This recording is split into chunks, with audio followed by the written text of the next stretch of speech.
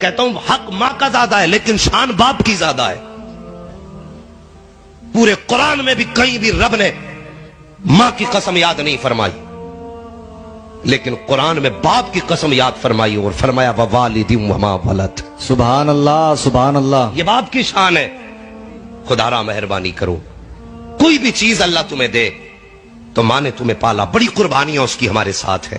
میں یہ نہیں کہتا کہ ماں کا حق نہیں ہے، حق ماں کا زیادہ ہے، شان باپ کی بڑی ہے. یہ یاد رکھنا میری بات. ماں باپ کو نظر انداز مت کر دینا. جو بھی آتا مولانا ذرا اماں کی شان بیان کر دیو. کیوں؟ ابا سوتیلا تھا کیا؟ یار ذرا سوچو تو صحیح.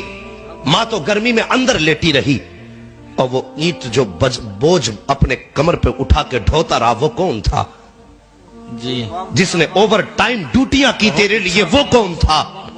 بے شک. جو کئی دن تیرے قرض اتارنے کے لیے گھر نہ لوٹا وہ کون تھا؟ جس نے بارش کے موسم کو بارش نہ جانا اور موسم کوئی بھی ہو تیرے لیے کمانے نکلا، بتا وہ کون تھا؟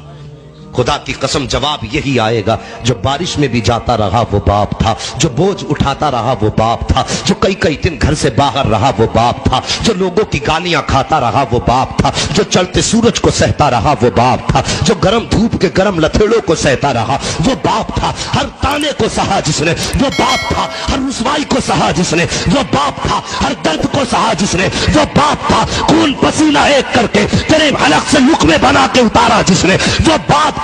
اور جس نے اپنی جوانی گٹی میں ملا کے تجھے پلائی ہے وہ باپ تھا. اگر اتنی محنت سے باپ نے پالا ہے تو مکان پہ صرف ماں کی دعا نہ لکھ، گاڑی پہ صرف ماں کی دعا نہ لکھ، دروازے پہ اگر لکھے تو مسکرا کے لکھ دیا کر یہ صرف ماں کی دعا نہیں ہے بلکہ یہ میری ماں کی بھی دعا ہے، میرے باپ کی بھی دعا. سبحان اللہ سبحان اللہ. اللہ سبحان. مہربانی کرو، اللہ سلامت رکھے. ماں باپ کی عزت کر لو.